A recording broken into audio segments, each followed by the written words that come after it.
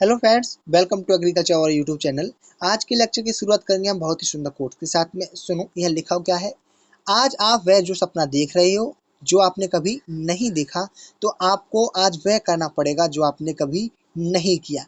बहुत ही अच्छी बात है। देखो, अगर आपने आज से अपना सपना शुरू देखना शुरू किया है, अपने अच्छे अच्छे ड्रीम अपनी लाइफ के लिए देखने शुरू किए हैं, तो आपको आज वह करना पड़ेगा जो आपने आज से पहले नहीं किया। क्या करना पड़ेगा?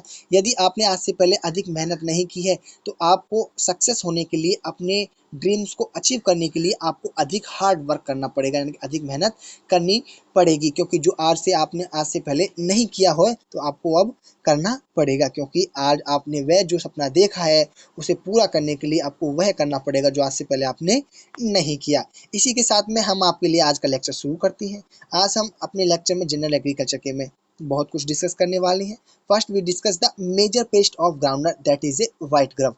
यानी कि जो आपका मेजर पेस्ट है आपकी ग्राउंडनट की, मूंगफली की क्रॉप का, वो क्या है? आपका ग्राउंडनट है। ग्राउंडनट में जो आपका पेस्ट है वह है व्हाइट ग्रब। अब आप समझ लीजिए कि पेस्ट होता क्या है। यहाँ एक शब्द लिखा हुआ है पेस्ट। पेस्ट आप किसे कहोगे? एक होता है हमारा ETL। क्या होता है? ETL, economic threshold level. क्या होता है? Economic threshold level. जब हमारी फसल को कीट या फिर रोग या फिर जंगली जीव जानवर ETL लेवल से ऊपर जाकर के क्षति पहुंचाए, हम उसे पेस्ट की कैटेगरी में रखते हैं। आई रिपीटेड, जब कोई कीट या फिर रोग या फिर कोई जंगली जीव जंतु हमारी फसल को ETL लेवल यानी कि इकोनॉमिक थ्रेशोल्ड लेवल से ऊपर जाकर के क्षति पहुंचाए, हम उसे पेस्ट कहते हैं। अब आप कहोगे क्या इंसेक्ट जो होती है वो पेस्ट होती है? देखो, हम पेस्ट उसे कहेंगे जो ETL लेवल से ऊपर जाकर के क्षति पहुंचाए, चाहे वो रोग हो, चाहे वो कीट हो, चाहे वो जंगली जानवर हो। नेक्स्ट हम बात करेंगे, NPV is the mostly use to control, that is a insect lepidopteran. यानी कि जो NPV जो है, जो आपके यूज किए जाते हैं कंट्रोल करने के लिए, जो इंसेक्ट जो लेपिडोप्टेरन है, उनको ज़्यादा कंट्रोल करने के लिए NPV वायरस का प्रयोग किए जाते हैं। अब आप समझ लीजिए NPV है क्या। यह लिखा हुआ है ना NPV, ये ऐसे वायरस है जो इंसेक्ट को बायोलॉजिकल कंट्रोल करने में हेल्प करते हैं हमारे लिए। क्या फुल फॉर्म है NPV की? Nucleo poly virus. क्या है? न्यूक्लियो पॉली वायरस है जो हमारी कीट है उनको बायोलॉजिकल कंट्रोल करने के लिए मदद करती हैं। जो इंसेक्ट है हमारे लेपिडोप्टेरन की, उन पर ज़्यादा कारगर सिद्ध होती है NPV वायरस।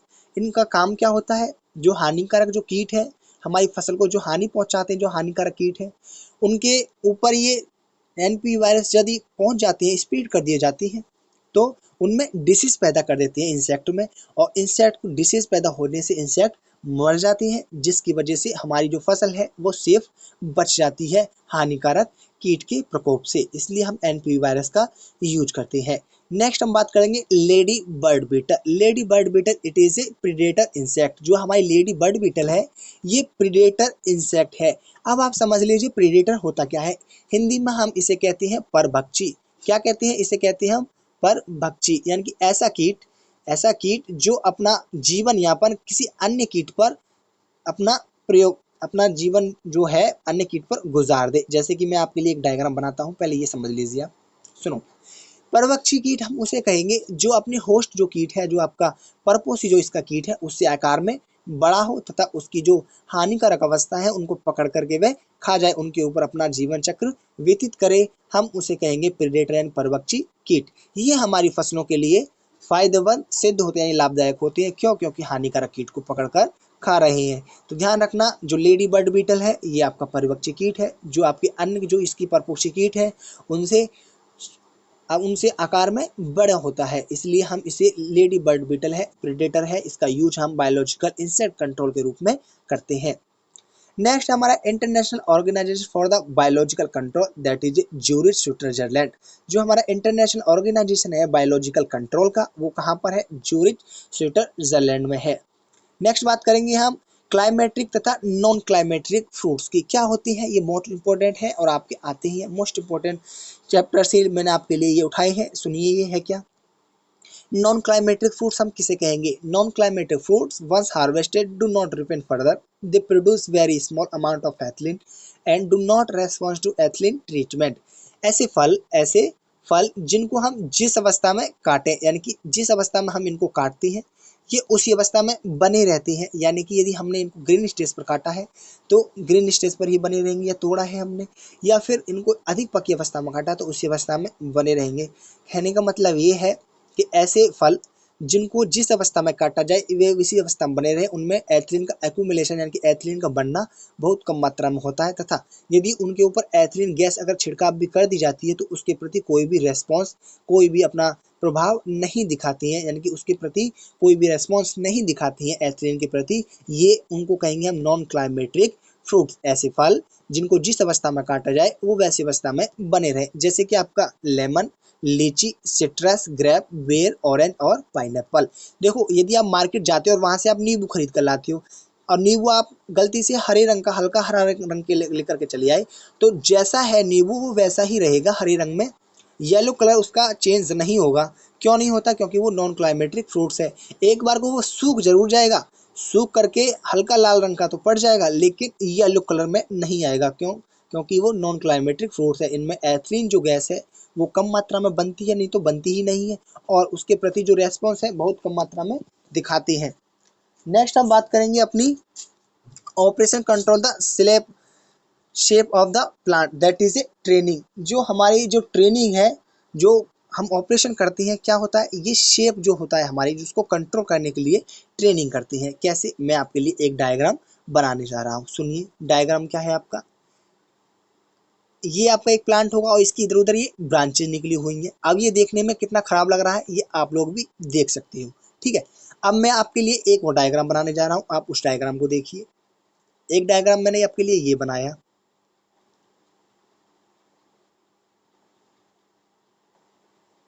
इस क्रम में, ठीक है, और एक डायग्राम मैंने आपके लिए ये बनाया इस प्रकार से।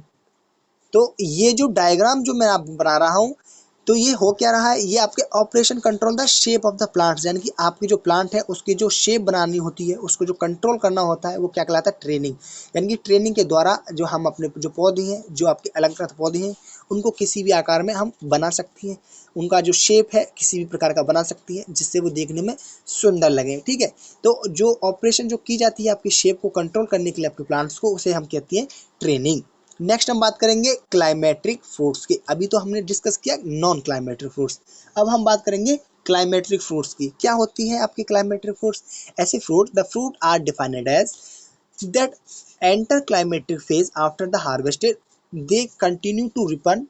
During the ripening process the fruit emit ethylene along with increase rate is respiration, यानी कि जो आपके जो फ्रूट है हम इनको आपकी हार्वेस्ट स्टेज में इनको हार्वेस्ट कर लेते हैं।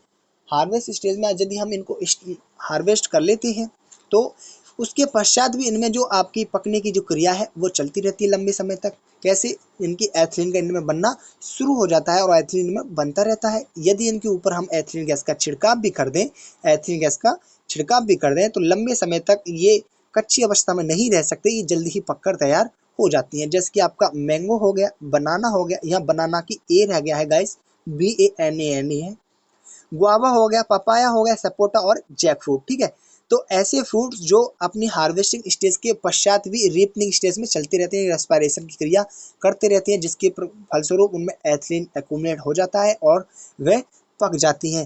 तो यदि हम हरे अपने यहाँ आम हमने तोड़ कर रखी है, हरे हमने बनाना या फिर पपाया पपीता को तोड़ कर रखा हुआ है, होगा क्या, वो कुछ समय पश्चात पीले रंग में बदल जाएंगे। ऐसे ही आपके टमाटर हरे अपने तोड़ कर रखे हैं, कुछ समय पश्चात आप देखोगे लाल रंग में परिवर्तित हो जाएंगे। तो ऐसे फ्रूट जो अपना रंग परिवर्तित कर देती हो, किसके थ्रू, एथिलीन में बनना शुरू हो जाता है या फिर एथिलीन के थ्रू रेस्पॉन्स दिखाती हो, उन्हें हम क्लाइमेट्रिक फ्रूट्स कहेंगे। नेक्स्ट हम बात करते हैं pruning. What is the pruning? Removal of any excess or undesirable unproductive branches, shoot or any other part of plant, that is a pruning. हम प्रूनिंग उसे कहेंगे जो अनप्रोडक्टिव ब्रांचेस हो या फिर अनडिजायरेबल आपकी जो ब्रांचेस है उसको निकाल देने की क्रिया, उसे काट कर अलग कर देने की क्रिया प्रूनिंग कहलाती है। यानी कि ये आपका प्लांट हो गया और इस पे ये कुछ आपकी ब्रांचेस हो गई। एक ब्रांच ये है जिस पर कुछ फल लगे हुए हैं, ठीक है, और एक यहाँ से एक शूट निकल रही है आपकी ये अलग। नेक्स्ट, तो अनप्रोडक्टिव यानी कि इस पर कोई भी कुछ भी नहीं लगा हुआ और इस पर प्रोडक्टिव ये ब्रांचेस है, तो इसको हम काट कर अलग करेंगे। जिसकी हमें जरूरत ही नहीं है अनडिजायरेबल ब्रांचेस, इसको हम अनप्रोडक्टिव है, हम इसको काट कर अलग कर देंगे। इन सबको अलग कर देनी, काट करके रिमूवल कर देनी क्रिया, जो निकाल देनी क्रिया है, हम उसे कहेंगे प्रूनिंग। और ये जो कर्तन की क्रिया की जाती है आपके इसीलिए की जाती है, यानी कि जब हमें अपना जो प्रोडक्टिव पार्ट है हम उसी को रखते हैं, बाकी को निकाल कर अलग कर देते हैं। नेक्स्ट मैं आपके लिए स्लाइड सेंड करने जा रहा हूँ आपके लिए, vector of टुंग्रो virus in rice, that is ए आपका ग्रीन लीफ हॉपर, यानी कि आपकी जो राइस की जो क्रॉप है, जो आपकी पैडी क्रॉप है, उसमें जो टुंग्रो वायरस जो डिजीज लगती है, किसकी वजह से लगती है, आपका जो ग्रीन लीफ हॉपर है ये ट्रांसमिट करता है उस डिसीज को। जो वाहक है आपके टुंग्रो वायरस का वो कौन है, ग्रीन लीफ हॉपर है। नेक्स्ट बात करेंगे, the toxin produced by the bacillus thuringiensis infer with the insect that is a digestive system, यानी कि यदि बात करेंगे हम बीटी की, बीटी का फुल फॉर्म है बैसिलस थोरीजेंसिस। क्या है, बैसिलस थोरीजेंसिस। ये बीटी जीन है जिसका प्रयोग हम इंसेक्ट रेसिस्टेंट यानी कीट प्रतिरोधी वैरायटी डेवलप करने के लिए प्रयोग करते हैं। और जब बीटी जीन के जो इंसेक्ट रेसिस्टेंट जो प्लांट है उसको कोई भी इंसेक्ट फीड करेगा, खाएगा, तो उसका जो प्लांट का पार्ट उसके इंटेस्टाइन यानी कि उसकी अमाशय में जाएगा और अमाशय में जाने के पश्चात उसमें छेद कर देगा, उसकी अमाशय में होल बना देगा, जिसकी वजह से वो जो कीट है वो लकवाग्रस्त हो जाएगा और लकवाग्रस्त होने के थ्रू वह उसकी डेथ हो जाएगी। तो बात पूछा गया है या क्वेश्चन आपका, जो आपका बीटी जीन है जो आपका अफेक्टेड करता है इंसेक्ट की कौन सी बॉडी पार्ट्स को करता है, that is a digestive system को अफेक्टेड करता है। नेक्स्ट हम करेंगे most effective moulting hormone in insect, that is a ecdysone. जो आपका मोल्टिंग हार्मोन है आपके इंसेक्ट में वो है आपका एग्डोसोन। नेक्स्ट है हमारा the most suitable fumigant for the quarantine purpose, that is A methyl bromide. जो मिथाइल ब्रोमाइड है मोस्ट आपका फ्यूमिगेंट आपका क्वारंटाइन पर्पस के लिए यूज किया जाता है इंसेक्ट, वो है इंसेक्टिसाइड, वो है हमारा मिथाइल ब्रोमाइड। ठीक है, तो ये थे आपके कुछ क्वेश्चंस जो मैंने आपके साथ डिस्कस किए जनरल एग्रीकल्चर के। आपको लेक्चर कैसा लगा आप कमेंट सेक्शन में जरूर बताएं, और आपको वीडियो पसंद आया है तो लाइक जरूर करें, और अभी तक आपने हमारे चैनल को सब्सक्राइब नहीं किया है तो प्लीज़ सब्सक्राइब जरूर कर लें, जिससे आपके लिए इतनी हेल्पफुल जो वीडियो हम बनाते हैं वो आपके पास उनके नोटिफिकेशन आते रहे। और लास्ट में एक बात और कहूँगा, थैंक यू सो मच पूरा वीडियो देखने के लिए।